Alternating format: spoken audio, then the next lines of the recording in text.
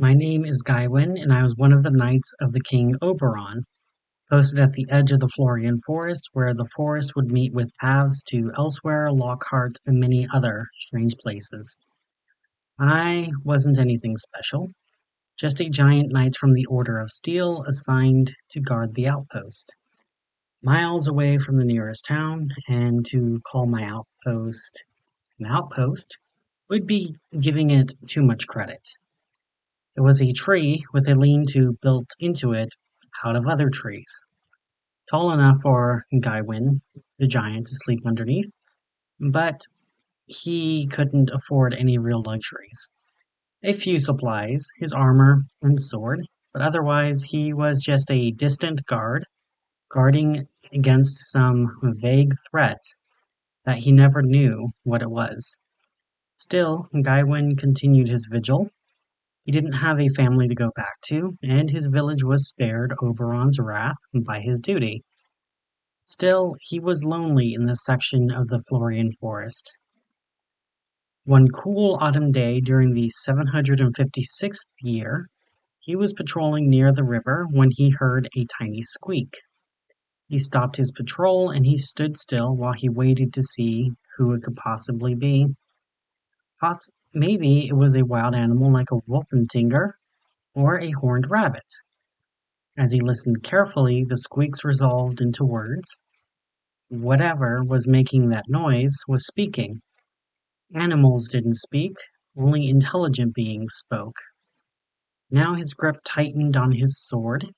It might be an elf, or loyal fae that got lost in the Florian Forest.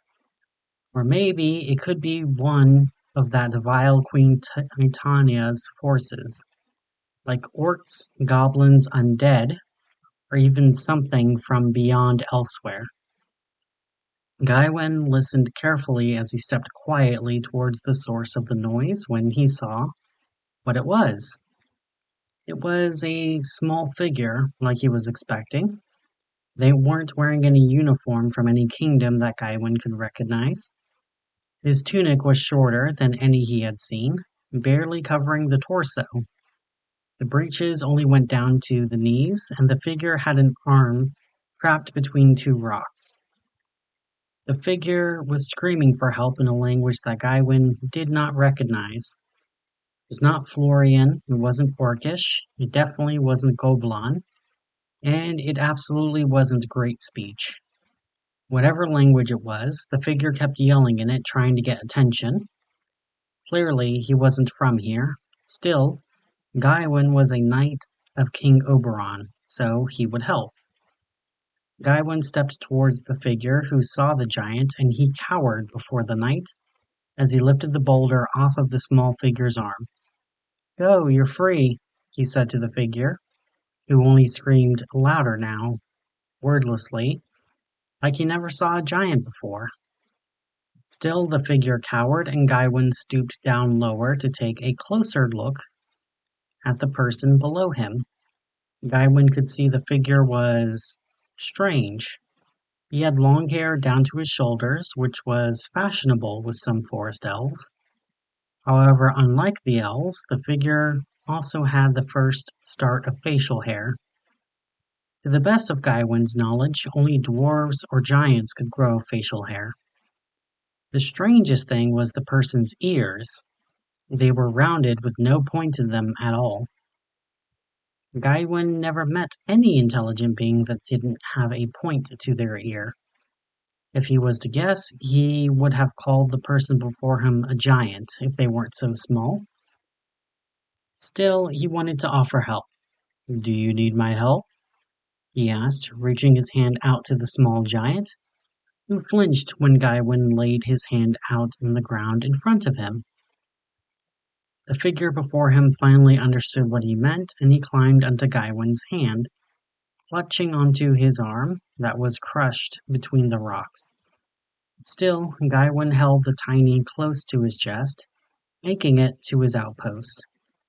When he peeked between his fingers, he saw the tiny figure clutched close to his chest, like he was scared of the world. When Gawain made it back to his outpost, he set the figure down on the table. Once there, he opened his medical supplies, which thankfully included tweezers and a magnifying glass, that allowed him to carefully examine the figure's arm.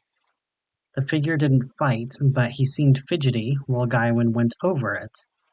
The figure was unusual, but thankfully anatomy was essentially the same for all intelligent beings, even if proportions were off.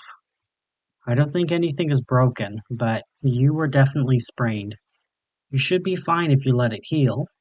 Then we can take you back to wherever you come from. He offered the small figure, who still didn't understand what he was saying, but he seemed to understand Gawain's tone. Right, you can't understand me. Well, Gawain paused before he held a hand to his chest.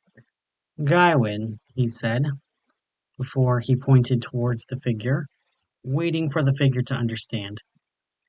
Sure enough, after a moment, he answered. Arthur. Arthur responded, and Gawain got up as he grabbed some stew that was boiling in a large cauldron. A perpetual stew that he just added ingredients to, and it would cook all day. He filled his bowl with the stew as he grabbed an extra spoon and he sat the bowl next to Arthur, who stared at the bowl with suspicion until Gawain filled a spoon with the stew, blowing on it before setting it down next to Arthur, who shrugged down to the small figure.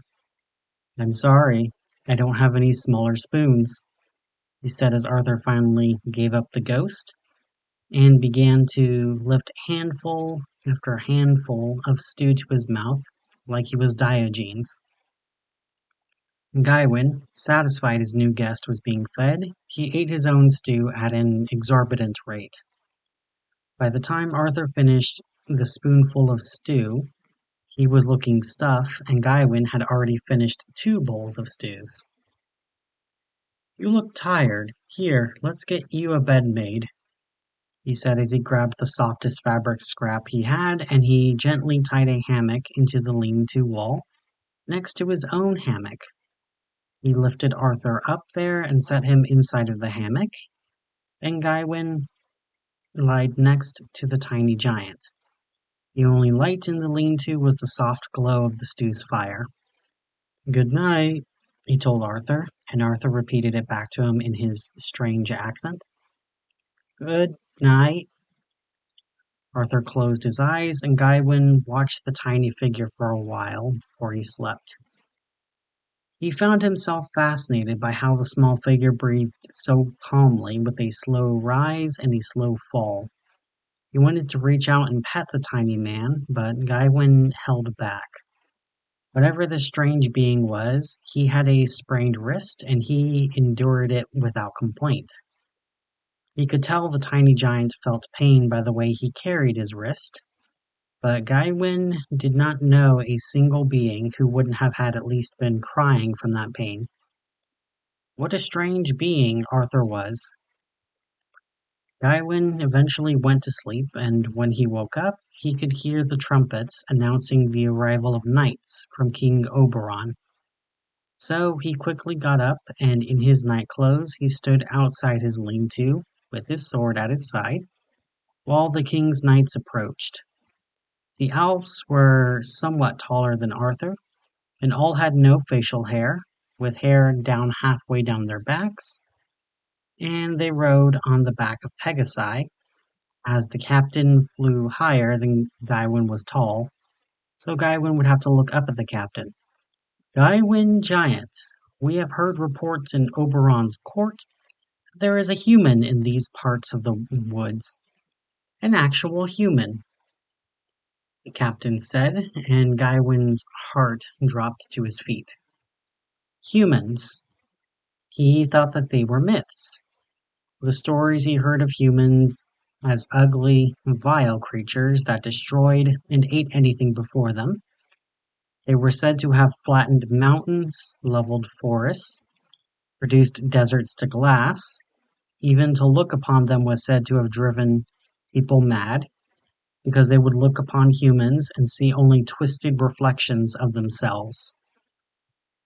Have you seen any humans or any strange beings in these parts of the forest? We're checking all of the outposts to see if they've seen any humans, the captain said as Gawain thought about it before he shook his head. I've not seen anything unusual in this part of the forest. I'm sorry, Captain, he said as the captain nodded, seemed to think about something for a minute, for he and his men continued to another outpost in the forest. Gawain waited for the captain to leave before he went to look at Arthur, who was still sleeping. Surely Arthur wasn't something as monstrous as a human being. He was so small, fragile, and gentle. There had to be a mistake. Either Arthur wasn't human, or humans weren't monsters. Still, if Oberon's men were looking for Arthur, then surely they'd find him sooner or later. The only way for Arthur to be safe would be to take him back to where he came from. Gawain gently woke up Arthur, then he cupped the tiny man to his chest, carrying him into the part of the forest that he knew had a path beyond elsewhere. Surely that was the only place Arthur could have come from.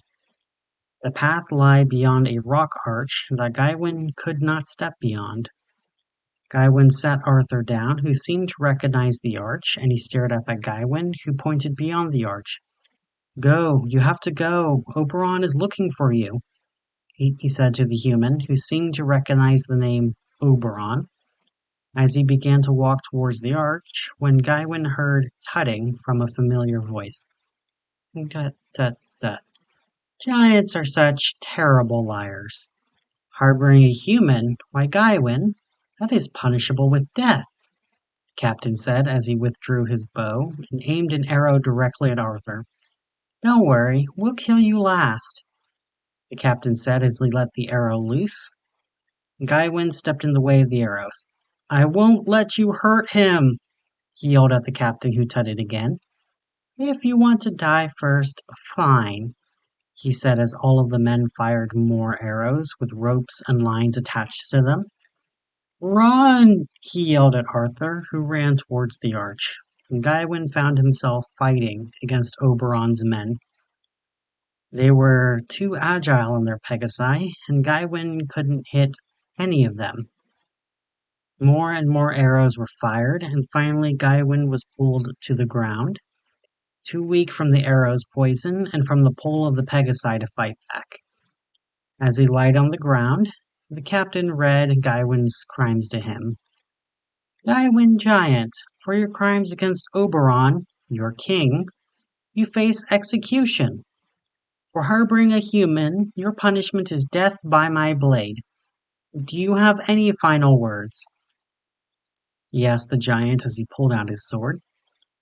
Arthur isn't dangerous, he meekly offered the captain, who lifted his sword above his head, only to drop to his knees, a spray of blood where his head was. His sword dropped to the ground, and behind him, at the arch, Gawain could see Arthur carrying some strange metal staff to his shoulder as he aimed it at the other men. Arthur, what are you doing? Gawain called out, only for Arthur to cause more lives to be lost.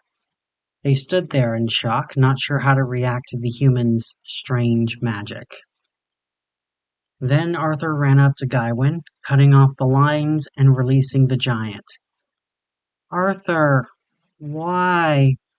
He asked the human, who smiled in pride with his murder. Gawain looked around the bodies and he pointed back at the arch, telling the human to make his way back to his world. Arthur's pride fell, and Gawain could see some of the hurt man he saw last night before it was replaced with the monster from all of the legends. As Arthur left Gawain's world, he hoped that the human never returned to the Florian Forest.